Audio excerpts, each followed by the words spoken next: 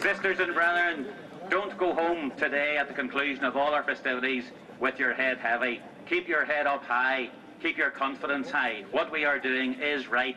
And as David has said, and as our district secretary has said, this district lodge is only going down one road from Drumcree Church, and that's the Garvaghey Road. Yeah.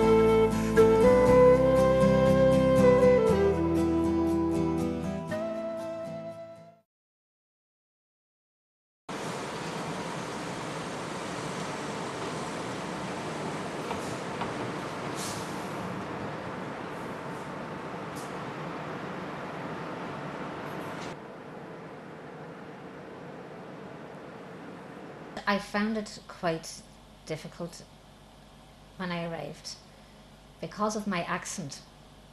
It's like there's only certain places I would feel comfortable going, and it's like, I mean, I couldn't straight away once I opened my mouth, because it's like a southern accent. They just presume you're Catholic, so you are, well, you were and you are a target. Well, in my eyes anyway.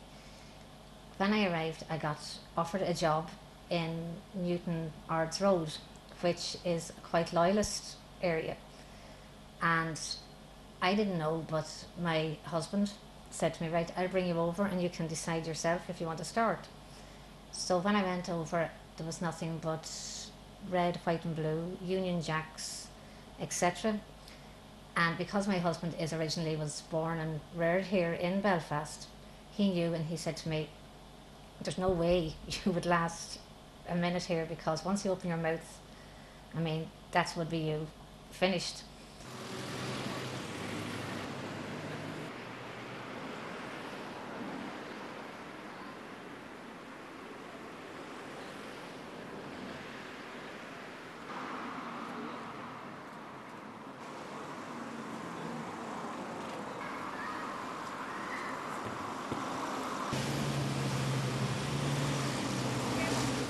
There was a fair bit of discrimination at the beginning.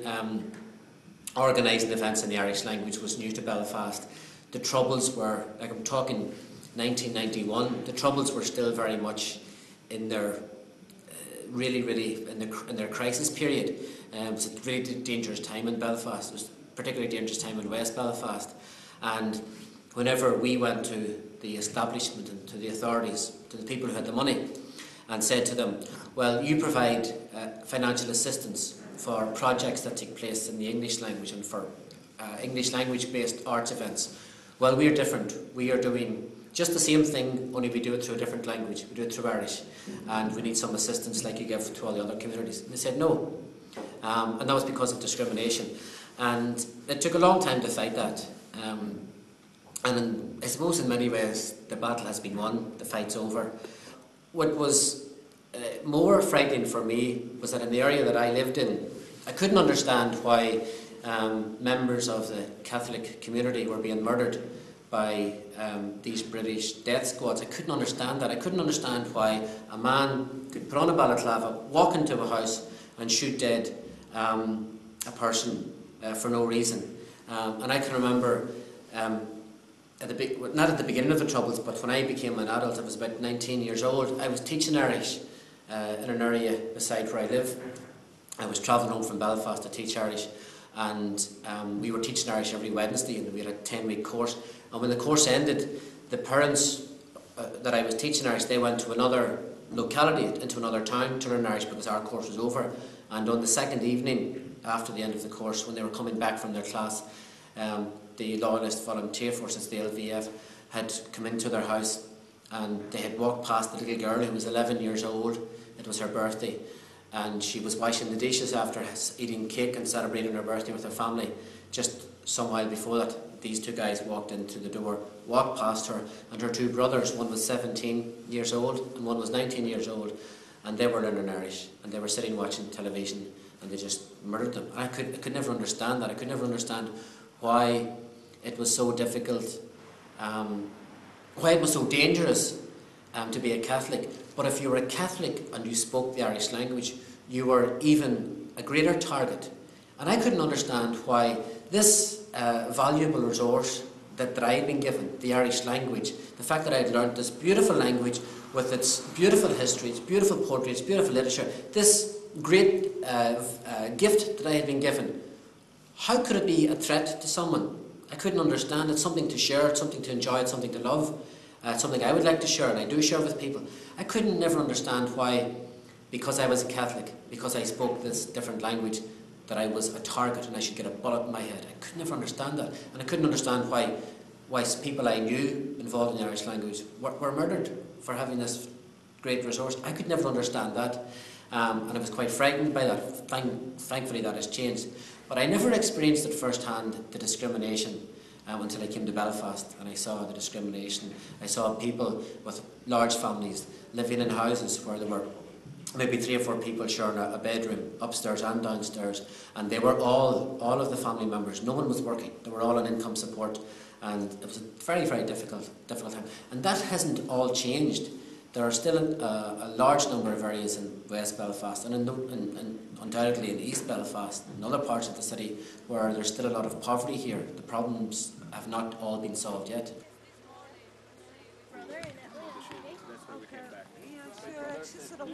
What had actually happened was there was very little facilities in this area, very little services for people, very little youth services, childcare services, and a number of people had come together and thought, is there any way that we can address these problems and create a campaign and bring facilities and services into this area? A big important thing is the whole childcare provision, particularly for women and families, because it's enabling people now to leave their kids here and go to work. So people have that flexibility. They can avail of a place where they can leave their kids at a reasonable cost and, you know, go and find work. And when you've got two polarized communities, it's easy to sort of throw, like you say, throw something into the mix to provoke the other side, or to create a sense that you are the victim in many respects when you're not really. European money is accessible. There's particular things that you have to do to get it. So, you know, if you go to the Shankill, there's been quite a bit of money put in there. There's been different areas. Now, there's no doubt that there's still deprived loyalist areas with big problems. But you know, that's part of the overall problem, and really to see them. Really just to see it in sectarian terms, I don't think benefits anybody, you know. Since then we had the peace process. To me, things have not really, you know, changed that much. Really, in my eyes, there is still that big difference with the communities, you know. They're never really integrating as such. There's still going to be a division. There'll always be a division.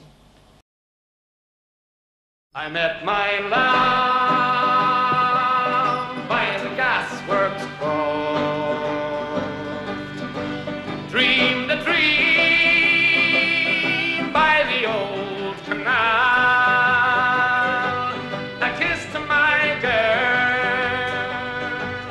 the factory wall.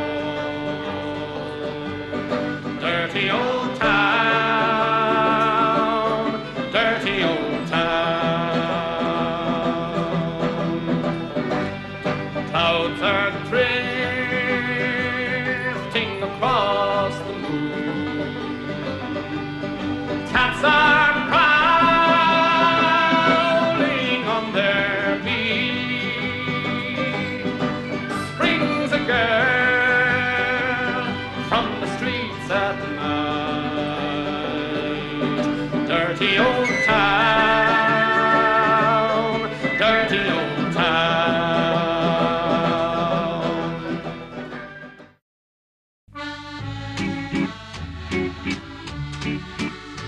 There was a wild colonial boy, Jack Duggan was his name. He was born and bred in Ireland, in a place called Castlemaine. He was his father's only pride, his mother's only joy, and dearly did his parents love the wild colonial boy. Yeah, well, a few years ago, yes, the library was, I mean, there was people weren't coming out to see him, and people were coming out like early in the day, because the library's opened a couple of nights, and we used to find that when the troubles were really bad, you know, once it got to 6 o'clock at night, the library was really dead.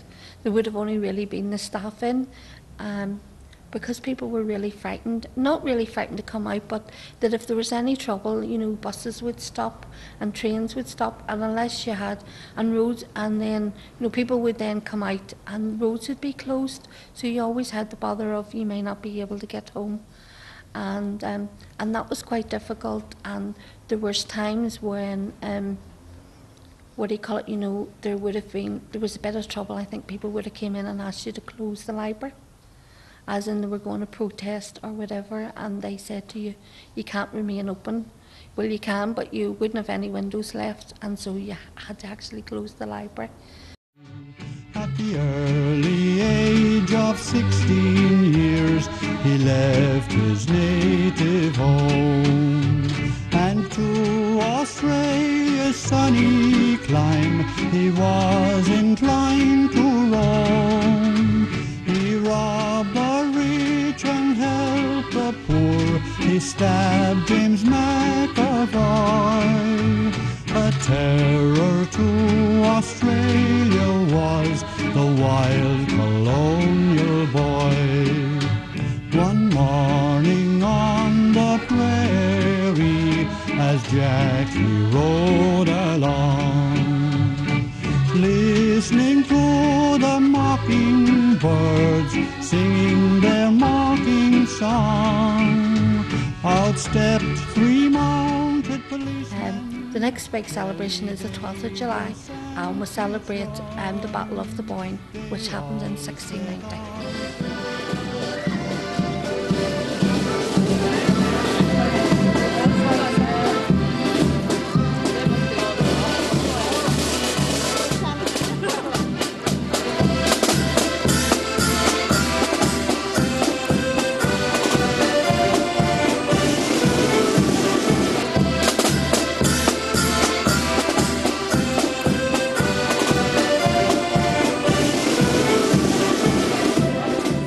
Quite a unique phenomenon unseen in Europe, these fires. But they go back in political history. I mean, most cultures, Italian culture, German culture, Polish culture, have all various methods of religious symbolism. And this is just another symbolic gesture, you know. When I go to Italy, I love going to museums, and I love seeing the art piece, and I love talking to Italian people. And they will introduce me to their gestures and symbols. Here, these symbols are portrayed with wall murals and on both sides of the divide. And so these become a meaningful way of demonstrating your identity and who you are. And so we had this, sadly, this polarization here still.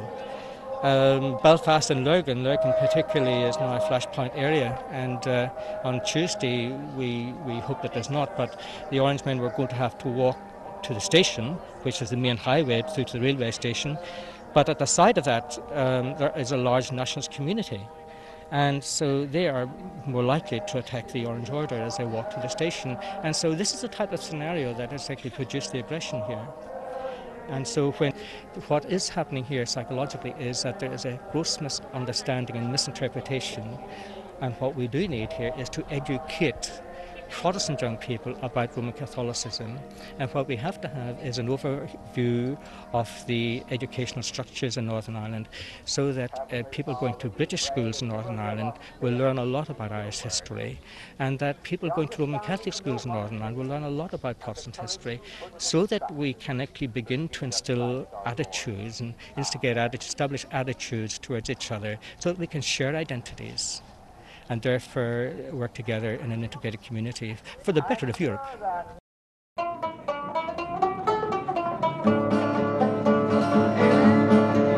I was born in a Dublin street where the loyal drums do beat and the loving English speed tramped all over us. And each and every night when me father came home tight, he'd invite the neighbours outside with this chorus. Come out, you black and tan, come out and fight me like a man. Show your wife how you won medals down in Flanders. Tell her how the IRA made you run like hell away from the green and lovely lanes in Killishandra. Come, let me hear you tell how you slandered brave Parnell when you thought him well and truly persecuted. Where are the sneers and jeers that you bravely let us hear when our leaders of 16 were executed? Come out, you black and tan, come out and fight me like a man. Show your wife how you won medals down in Flanders. Tell her how the IRA made you run like hell away from the green and lovely lanes in Killishandra. Come tell us how you slew them old Arabs 2 by 2